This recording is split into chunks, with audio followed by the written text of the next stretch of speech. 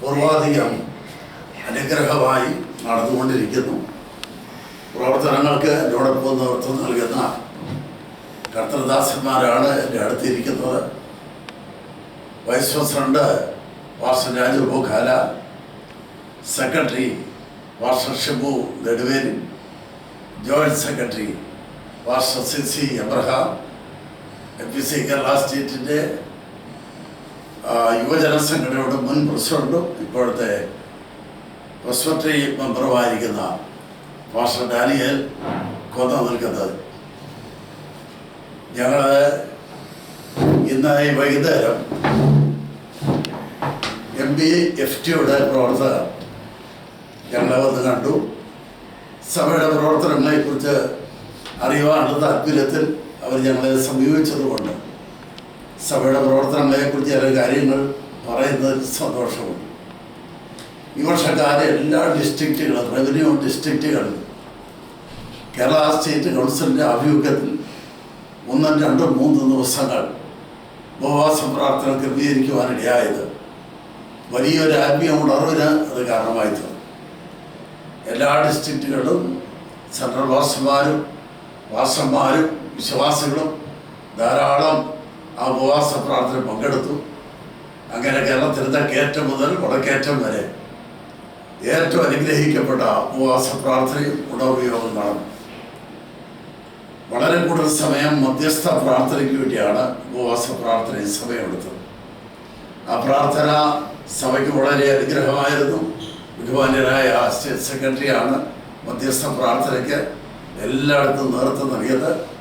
അനേക വിഷയങ്ങളെ ഓർത്ത് 1-2 മണിക്കൂറുകൾ പ്രാർത്ഥിക്കുവാനുള്ള അവസരങ്ങൾ ഉപവാസ പ്രാർത്ഥന ഉണ്ടായി. സഭയ്ക്ക് വളരെ അനുഗ്രഹമായിരുന്നു. കേരളത്തെ 3 മേഖലകളായി തിരിച്ചുകൊണ്ട് 2 ദിവസം വരെയുള്ള വർക്കേഴ്സ് കോൺഫറൻസ് കേരള സ്റ്റേറ്റ് ശുശ്രൂഷകന്മാർ സമ്മേളനം വളരെ അനുഗ്രഹമായി നടന്നു. മലബാറിൽ നിലമ്പൂരിൽ 2 ദിവസം അനുഗ്രഹിക്കപ്പെട്ട മീറ്റിംഗ് നടന്നു. ആ മീറ്റിംഗിൽ മുഖ്യ പ്രസംഗനായിരുന്നത് പാസ്റ്റർ രവി മണി അവറുകളായിരുന്നു.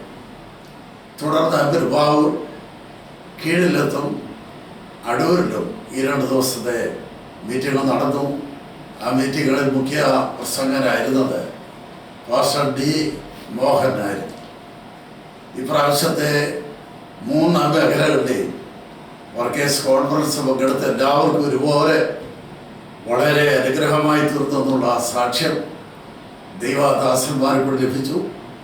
സഭാ വളർച്ചയെക്കുറിച്ചുള്ള വലിയ കാഴ്ചപ്പാട് അവർക്ക് ലഭിക്കുന്നതിന് ആ കോൺഫറൻസ് സഹായമായി തീർന്നു. തുടർന്ന് ഡിസംബർ 5 മുതൽ 10 വരെ കോട്ടയം പട്ടണത്തിൽ നെഹ്റു സ്റ്റേഡിയത്തിൽ വളരെ അനുഗ്രഹിക്കപ്പെട്ട കേരള സ്റ്റേറ്റ് FPC കൺവെൻഷൻ നടക്കുവാനിടയായി. ആ കൺവെൻഷന് ചില പ്രത്യേകത ഉണ്ടായിരുന്നു. ആ കൺവെൻഷൻ നടക്കുന്നതിൻ്റെ തലേ ആഴ്ച മുഴുവനും കേരളത്തിൽ രാഖി എന്ന ചുഴലിക്കാറ്റ് ശക്തമായി വീശി കേരളത്തിലെ തീരപ്രദേശങ്ങളും കേരളത്തിലെ മിക്കവാറും എല്ലാ സ്ഥലങ്ങളിലും വലിയ മഴയും വലിയ നാശനഷ്ടങ്ങളും ഉണ്ടായ ദിവസങ്ങളായിരുന്നു. കൺവെൻഷൻ മാറ്റിവെക്കേണ്ടി വരുമോ എന്ന ചിന്തിക്കത്തക്ക ഒരു സാഹചര്യം വരെ ഉണ്ടായി. എന്നാൽ ആ കൺവെൻഷൻ്റെ പ്രത്യേകത 20ലധികം സ്ഥലങ്ങളിൽ പ്രാർത്ഥനാ മീറ്റിങ്ങുകൾ സംഘടിപ്പിച്ചിരുന്നു. കൺവെൻഷൻ മുമ്പായിട്ട് ആ പ്രാർത്ഥനാ മീറ്റിങ്ങുകൾ വളരെ ശക്തമായിരുന്നു. അതുകൊണ്ട് ഞാൻ ഉറപ്പുണ്ടായിരുന്നു 20ലധികം സ്ഥലങ്ങളിൽ പ്രാർത്ഥനാ മീറ്റിങ്ങുകൾ നടത്തിയിട്ട് നടക്കുന്ന കൺവെൻഷൻ ആയതുകൊണ്ട് തടസ്സങ്ങളെല്ലാം ദൈവം മാറ്റിത്തരും എന്നുള്ള വലിയ വിശ്വാസം ഞങ്ങൾക്കുണ്ടായിരുന്നു. അത്ഭുതമെന്ന് പറയട്ടെ, കൺവെൻഷൻ ആരംഭിച്ച ആ ദിവസം മുതൽ സമാപിക്കുന്ന ആ ദിവസം വരെ കേരളത്തിൻ്റെ പല ഭാഗങ്ങളിൽ ശക്തമായ മഴ പെയ്തുകൊണ്ടിരുന്നു. കോട്ടയം പട്ടണത്തിൻ്റെ അടുത്തുള്ള സ്ഥലങ്ങളിൽ വരെ വീട്ടിൽ നടക്കുന്ന സമയങ്ങളിൽ മഴ ശക്തമായി പെയ്തുകൊണ്ടു. എന്നാൽ ഒരു തുള്ളി വെള്ളം പോലും നെഹ്റു സ്റ്റേഡിയത്തിൽ പെയ്യുവാൻ ദൈവം അനുവദിച്ചില്ല. 6 ദിവസങ്ങളും നല്ല കാലാവസ്ഥ ദൈവം നൽകി.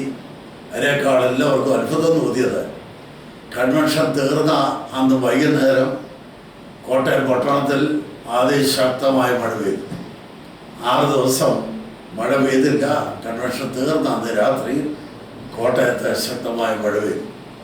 അതുകൊണ്ട് എല്ലാവർക്കും ഒരു കാര്യം ബോധ്യമായി.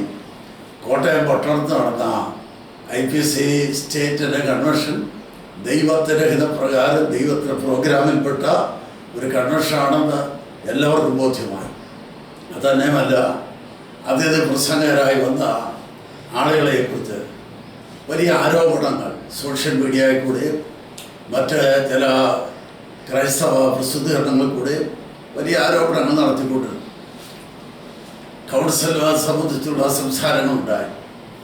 അവരെ മാറ്റി നിർത്തണമോ എന്നുവരെ ചിന്തിക്കത്തക്ക നിലയിൽ ശക്തമായ പ്രക്ഷോഭങ്ങൾ ആളുകൾ ഉണ്ടാക്കിക്കൊണ്ട് എന്നാൽ ഞങ്ങൾ എടുത്ത തീരുമാനത്തിൽ ഉറച്ചു വന്നു.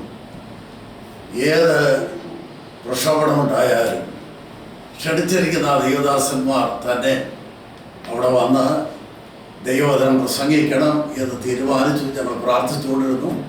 പിന്നീടാണ് അറിഞ്ഞത് ആ പ്രസംഗകർക്ക് ഇമെയിലിൽ കൂടെ ഭീഷണികൾ ആളുകൾ നൽകിയിരുന്നു. അവിടെ വരരുത്, വന്നാൽ പ്രസംഗിക്കാൻ അനുവദിക്കത്തില്ല, അവിടെ ഞങ്ങൾ കരിക്കൊടി പിടിക്കും, സമരം ചെയ്യും, പോലീസ് റിപ്പോർട്ട് ചെയ്യും, പോലീസ് ഗവൺമെൻറ് അറസ്റ്റ് ചെയ്യിക്കും, മീറ്റിങ്ങിൽ പങ്കെടുക്കാൻ ഞങ്ങൾ അനുവദിക്കത്തില്ല, പ്രസംഗിക്കാൻ അനുവദിക്കത്തില്ല എന്നുള്ള ഇമെയിൽ സന്ദേശം ഈ അതിഥി പ്രസംഗകർക്കൊക്കെ ലഭിച്ചു എന്ന് ഞങ്ങൾക്ക് പിന്നീട് അറിയുവാനിടയായിത്തീർന്നു. വർക്കേഴ്സ് മീറ്റിംഗ് പ്രസംഗിക്കുന്നവർക്കും അതുപോലെ സ്റ്റേറ്റ് കൺവെൻഷൻ പ്രസംഗിക്കുന്നവർക്കും വലിയ ഭീഷണികൾ ഉണ്ടായെങ്കിലും അവരെ എന്ത് ചെയ്യും ധൈര്യപ്പെടുത്തി അവർ മതിയേറുവാനിടയായിത്തീർന്നു. വളരെ ശക്തമായ നിലയിൽ അവിടെ പങ്കെടുത്ത എല്ലാവർക്കും അറിയാം, കൺവെൻഷൻ്റെ ആരംഭം മുതൽ അവസാനം വരെ പരിശുദ്ധാത്മാവിന് മാറി പെയ്തിറങ്ങുന്ന വലിയ അനുഗ്രഹിക്കപ്പെട്ട കൺവെൻഷനായിരുന്നു. ശനിയാഴ്ച അവിടുത്തെ യോഗം രാത്രി 9:30 തീർന്നിട്ടും ആളുകൾ പിരിഞ്ഞു പോകാൻ നിൽക്കുകയായിരുന്നു. ഒരൊറ്റയാളും ഒരു പോകാതെ എല്ലാവരും ആ കോമ്പൗണ്ടിൽ തന്നെ ദൈവത്തെ ആരാധിച്ചുകൊണ്ടിരുന്ന ആ കാഴ്ച എല്ലാവരെയും അത്ഭുതപ്പെടുത്തി. സാധാരണ കോട്ടയം പട്ടണത്തിൽ 8 മണി കഴിയുമ്പോഴേ ആളുകൾ കൺവെൻഷൻ കഴിഞ്ഞ് പോകാൻ തുടങ്ങുന്നു. എന്നാൽ ഈ പ്രാവശ്യത്തെ കൺവെൻഷൻ്റെ 9:30 വരെ ആളുകൾ കൺവെൻഷൻ അവർ സന്തോഷിച്ച് അനുഗ്രഹിക്കപ്പെട്ടിരുന്നു എന്നുള്ളത് പ്രത്യേകതയാണ്. ഇങ്ങനെ പല വിധത്തിലുള്ള എതിർപ്പുകളും പ്രതികൂലങ്ങളും ഈ കൺവെൻഷനെതിരായിട്ടുണ്ടായി, സോഷ്യൽ മീഡിയകൾ കൊണ്ടുണ്ടായി. എങ്കിലും അതിനെല്ലാം അതിജീവിച്ചുകൊണ്ട് ഏറ്റവും അനുഗ്രഹിക്കപ്പെട്ട കൺവെൻഷൻ ഈ വർഷം നടക്കുവാനിടയായി. കുമ്പനാട് കൺവെൻഷൻ പങ്കെടുക്കുന്ന പോലെ ജനങ്ങളുടെ വലിയ ബാഹുല്യമായിരുന്നു കൺവെൻഷൻ കാണുവാൻ കഴിഞ്ഞത്. വലിയ ജനക്കൂട്ടം ആ യോഗത്തിൽ ആദ്യയുടെ അവസാനം പങ്കെടുത്തു. ദൈവം കൺവെൻഷനെ അനുഗ്രഹിച്ചു. എന്നും ഈ സഭ വളർന്നുകൊണ്ടിരിക്കുക, ശക്തിയോടെ വളർന്നുകൊണ്ടിരിക്കുക. എന്നാൽ വളർച്ച ജനങ്ങൾ അറിയരുത്. ഈ സഭയെ തളർത്തണം, ഇതിനെ അപമാനിക്കണം, ഇതിൻ്റെ നേതാക്കന്മാരെ അപമാനിക്കണം എന്നുള്ള നിലയിൽ ഇതിനെതിരായിട്ട് ശക്തമായിട്ട് പോരാടിക്കൊണ്ടു നിൽക്കുന്ന വ്യക്തികളും അവരോട് ഞങ്ങൾക്ക് വ്യക്തിപരമായ വിരോധമില്ല. അവരെ ഓർത്ത് ഞങ്ങൾ പ്രാർത്ഥിക്കുന്നവരാണ്. അവരുടെ മാനസാന്തരത്തിന് വേണ്ടി ഞങ്ങൾ ദൈവത്തോട് പ്രാർത്ഥിക്കുന്നവരാണ്. എന്നാൽ അവരെ കൂടെ സഭയ്ക്ക് വലിയ ദോഷം ഉണ്ടായിക്കൊണ്ടിരിക്കും. സഭയുടെ വളർച്ചയെ വരെ കഴിഞ്ഞ കാലങ്ങളിൽ ഈ സോഷ്യൽ മീഡിയയിൽ കൂടെയുള്ള ആ പ്രസിദ്ധീകരണങ്ങൾ സഭയുടെ വളർച്ച വരെ ബാധിച്ചിട്ടുണ്ട്. എന്നാൽ അവർ ദൈവസ്ഥനെ കണക്ക് കൊടുക്കേണ്ടി വരുമെന്നുള്ളതിന് യാതൊരു സംശയമില്ല. മനുഷ്യൻ പറയുന്നത് ഏത് നിസ്സാര വാക്കിനും ന്യായ ദിവസത്തിൽ കണക്ക് കൊടുക്കേണ്ടി വരുമെന്നുള്ളത് സ്വർഗത്തിൽ എന്നേക്കും സ്ഥിരമായിരിക്കുന്ന ദൈവത്തിന് മാറ്റമില്ലാത്ത വചനമായിരിക്കുന്ന കാലത്തോളം സഭയ്ക്കെതിരായി, സഭയ്ക്ക് നേതൃത്വം കൊടുക്കുന്ന ദൈവദാസന്മാർക്കെതിരായി അപവാദ പ്രചരണങ്ങൾ, വ്യാജ പ്രചരണങ്ങൾ, ഫോഷ്ക്ക് പ്രചരിപ്പിച്ചുകൊണ്ടിരിക്കുന്ന ആളുകൾ അവർ കണക്ക് പറയേണ്ട ഒരു ദിവസം നിശ്ചയമായിട്ടുമുണ്ട്. അവർ ദൈവത്തിന് മുമ്പിൽ ഒരു ദിവസം നൽകിയും കണക്ക് പറഞ്ഞേ പറ്റുള്ളൂ. ഫോഷ്കാണ് പ്രചരിപ്പിക്കുന്നത്. ഞങ്ങൾക്ക് നല്ല ഉറപ്പുണ്ട് ഫോഷ്കാണ്.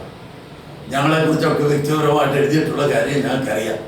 ഓരോ വാസ്തവമില്ലാത്ത കാര്യങ്ങളാണ് എഴുതിയിട്ടുള്ളത്. അതുകൊണ്ട് ഞങ്ങൾക്ക് എവിടെയും ധൈര്യമായിട്ട് പറയാൻ കഴിയും, എഴുതുന്നതൊക്കെ ഫോഷ്കാണ്. ഫോഷ്ക എഴുതുക എന്ന് പറഞ്ഞാൽ അത് പൈശാചികൻ്റെ ശക്തി അതിനെ പിൻപില്ലാതെ ഫോഷ്കൻ്റെ ആത്മാവ്. ഫോഷ്ക പിശാചിൻ്റെതാണ്. പിശാച് ഫോഷ്ക പറയുന്നവനാണ്. ഫോഷ്കൻ്റെ അപ്പന പിശാചിൻ്റെ അപാര ശക്തിയാണ്. കഴിഞ്ഞ ദിവസം ജനറൽ സെക്രട്ടറി പരസ്യമായിട്ട് അതിനെക്കുറിച്ച് പറഞ്ഞു. അദ്ദേഹം പറഞ്ഞത് ബൈബിളിൽ പറഞ്ഞിരിക്കുന്ന അന്ത്യകാലത്ത് ഫോഷ്ക വിശ്വസിക്കുമാറ് സാത്താനെ വ്യാപാര ശക്തി ആളുകൾ വ്യാപരിക്കുമെന്ന് ഉള്ള വചനം അനുസരിച്ച് ഇന്ന് ഫോഷ്ക പ്രചരിപ്പിക്കുന്ന വിശ്വസിക്കുന്ന ആളുകളുണ്ട്. എന്നാൽ അത് വചനത്തിൽ പറഞ്ഞിരിക്കുന്നത് സംഭവിക്കുക. അതിൻ്റെ പിൻപിൽ ഒരു ദുരാത്മശക്തി വ്യാപരിക്കുന്നതുകൊണ്ടാണ് ആളുകൾ അത് വിശ്വസിക്കുന്നത്. ഫോഷ്ക പറയുന്നവർ വായടയുന്നു. ഫോഷ്ക പറയുന്നവർക്കുള്ള ഓഹരി തീയം കത്തുന്ന തീപ്പൊയ്കയാണെന്നും ബൈബിളിൽ വ്യക്തമായിട്ട് പറഞ്ഞിരിക്കുക. ആളുകളെ പരിഹസിക്കുക, ദൈവത്തിനോട് പ്രയോജനപ്പെടുന്ന യുവദാസന്മാരെ പരിഹസിക്കുക. പരിഹാസികളുടെ ഇരിപ്പിടത്തിൽ ഇരിക്കരുതെന്നാണ് ദൈവത്തിനോട് പറയുന്നത്. അന്ത്യകാലത്ത് പരിഹാസികളെ എഴുന്നേൽക്കുമെന്നും പറഞ്ഞിട്ടുണ്ട്. അതുകൊണ്ട് സഭയ്ക്ക് ദോഷം ചെയ്യുന്ന, സഭയെ അപമാനിക്കുന്ന ആളുകളെ ഓർത്ത് ഞങ്ങൾക്ക് വളരെ ദുഃഖമുണ്ട്. അവർ സഭയ്ക്ക് ഞങ്ങൾക്കല്ല ദോഷം ചെയ്യുന്നത്. അവർ ദൈവത്തിൻ്റെ സഭയ്ക്ക്, ജീവനുള്ള ദൈവത്തിൻ്റെ സഭയ്ക്ക്, യേശുവിന്റെ രക്തത്താൽ വീണ്ടെടുക്കപ്പെട്ട ദൈവത്തിൻ്റെ സഭയ്ക്ക് ഒരു ദോഷം ചെയ്തു. ഞങ്ങൾക്ക് ദോഷം ചെയ്താൽ ഞങ്ങൾക്ക് അതിൽ യാതൊരു പ്രയാസവുമില്ല. ഞങ്ങളവരെ ഓർത്ത് പ്രാർത്ഥിക്കുന്നു. വ്യക്തിപരമായവരോട് വിരോധം ഞങ്ങൾക്കില്ല. എന്നാൽ ദൈവസഭയ്ക്ക് ദോഷം ചെയ്താൽ ദൈവം അടങ്ങിയിരിക്കത്തില്ല, ദൈവം നോക്കിയിരിക്കത്തില്ല എന്നുള്ളത് കഴിഞ്ഞ കാല ചരിത്രങ്ങൾ പഠിച്ചാൽ നമുക്ക് വ്യക്തമായിട്ട് കാണാൻ കഴിയുന്ന കാര്യമാണ്. കഴിഞ്ഞ കാലങ്ങളിൽ സഭയെ അപമാനിച്ച ആളുകളുണ്ട്, സഭയ്ക്കെതിരെ എഴുതിയ ആളുകളുണ്ട്, നേതൃത്വത്തിനെതിരെ ശക്തമായി എഴുതിയ, പ്രചരിപ്പിച്ച, അപവാദം പറഞ്ഞ ആളുകളുണ്ട്. എന്നാൽ അവിടെ എല്ലാം പര്യവസാനം, ജീവിത അവസാനം വളരെ സൗജന്യമായിരുന്നു. എല്ലാവർക്കും അറിയാവുന്ന സംഭവങ്ങൾ, എണ്ണി പറയേണ്ട കാര്യമില്ല, പേരെടുത്ത് പറയേണ്ട കാര്യമില്ല, എല്ലാവർക്കും ഒരുപോലെ അറിയാവുന്ന കാര്യം. അതുകൊണ്ട് സഭയ്ക്കെതിരായിട്ടോ ദൈവത്തിൻ്റെ തിരഞ്ഞെടുക്കപ്പെട്ട അഭിഷക്തന്മാർക്കെതിരായിട്ടോ വ്യാജ പ്രചരണങ്ങൾ നടത്തിയാൽ വിജയിച്ചു തൽക്കാലം തോന്നിയെന്ന് വരാം. ചില ആളുകൾ ലൈക്ക് ചെയ്തെന്നോ ഷെയർ ചെയ്തെന്നോ ഒക്കെ വന്നെന്ന് വരാം. എന്നാൽ സ്വർഗത്തിലെ ദൈവം ഇതെല്ലാം കണ്ടുകൊണ്ടിരിക്കുന്നത് കൊണ്ട് നിശ്ചയമായും ദൈവത്തിൻ്റെ കരം അതിൻ്റെ പിൻപിൽ പ്രവർത്തിക്കുന്നുള്ളതിന് യാതൊരു സംശയമില്ല. ഞങ്ങൾക്ക് ഉറപ്പുണ്ട്. ഞങ്ങൾക്ക് വിനീതമായ ഒരപേക്ഷയുണ്ട്. ഞാൻ പറയുന്നതൊക്കെ എൻ്റെ അഭിപ്രായം, എൻ്റെ കൂട്ടു സഹോദരന്മാർ ഞങ്ങൾ ഒരുമിച്ച് ആലോചിച്ച് തീരുമാനിച്ച് പ്രസിഡന്റ് എന്നുള്ള നിലയിൽ ഒരു വക്താവായി ഞാൻ അക്കാര്യം പറയുന്നുണ്ട്. ഇന്ത്യൻ പെന്തക്കോസ്ത് ദൈവസഭയ്ക്ക് അപമാനം വരുത്തുന്ന, അതിനെ താഴ്ത്തി കിട്ടുന്ന, അതിൻ്റെ നേതൃത്വത്തിനെതിരായി അപവാദ പ്രചരണം നടത്തുന്ന ഓരോറ്റ ആളുകളെയും ഇന്ത്യൻ പെന്തക്കോസ്ത് ദൈവസഭയുടെ ശുശ്രൂഷാ വേദികളിൽ, പൊതുവേദികളിൽ, കൺവെൻഷൻ വേദികളിൽ, സഭായോഗങ്ങളിൽ അവരെ ക്ഷണിക്കാൻ പാടില്ല, അവർക്ക് അവസരം കൊടുക്കാൻ പാടില്ല എന്ന് ഇന്ത്യൻ പെന്തക്കോസ്ത് ദൈവസഭയുടെ നേതൃത്വം നൽകുവാൻ ഈ തലമുറ ആക്കി വെച്ചിരിക്കുന്ന യുവത്തിന് അഭിഷക്തന്മാരെന്ന നിലയിൽ ഞങ്ങൾ സ്നേഹത്തോടുകൂടെ എല്ലാ സഭാജനങ്ങളെ അറിയിക്കുക, എല്ലാവരോടും ഞങ്ങൾ വിനീതമായി അഭ്യർത്ഥിക്കുകയാണ്. അങ്ങനെ അവരെ ഒഴിച്ചു നിർത്തിയാൽ മാത്രമേ നമ്മുടെ ഈ പ്രശ്നത്തിന് അല്പമായിട്ടെങ്കിലും ഒരു പരിഹാരം നമുക്ക് കണ്ടെത്താൻ കഴിയത്തുള്ളൂ. ഇതിനേക്കാൾ ഉപരിയായിട്ട് ശക്തമായ പ്രാർത്ഥന എല്ലാ സഭകളിലും, സഭയെ സ്നേഹിക്കുന്ന ദൈവജനങ്ങൾ ആത്മാർത്ഥമായി സഭയോർത്ത് പ്രാർത്ഥിക്കണം. സഭയ്ക്ക് ദോഷം ചെയ്തവരോർത്ത് പ്രാർത്ഥിക്കണം. അവരെ ദൈവം ശിക്ഷിക്കാനായി പ്രാർത്ഥിക്കേണ്ട. അവിടെ മാനസാന്തരത്തിന് വേണ്ടി അവർക്കൊരു കുറ്റബോധം ഉണ്ടായി അവർ സഭയെ സ്നേഹിക്കുന്നവരായി തീരുവാൻ ഇടയാകേണ്ടതിന് നമുക്ക് ദൈവത്തോട് പ്രാർത്ഥിക്കാം. ഇങ്ങനെ ഒരു അവസരം ഒരുക്കിയ MBFT പ്രവർത്തകരായ സഹോദരന്മാരോട് ഞങ്ങൾക്ക് വളരെ സന്തോഷമുണ്ട്, നന്ദിയുണ്ട്. വാസ്തവത്തിൽ ഞങ്ങൾ വളരെ മുറിവേൽക്കുമ്പോൾ അവരുടെ ചില വാക്കുകളാണ്, പ്രതികരണങ്ങളാണ് ഞങ്ങൾക്ക് ആശ്വാസമൊക്കെ നൽകിയിട്ടുള്ളത്. അതുകൊണ്ട് അവരോട് പ്രത്യേകം ഞങ്ങൾ നന്ദി പറയുന്നു. അവരെ ദൈവം അനുഗ്രഹിക്കട്ടെ എന്ന് പ്രാർത്ഥിക്കുന്നു. ദൈവം എല്ലാവരെയും അനുഗ്രഹിക്കട്ടെ. ഭയങ്കര ഒരു പ്രസംഗമായി നമ്മളെ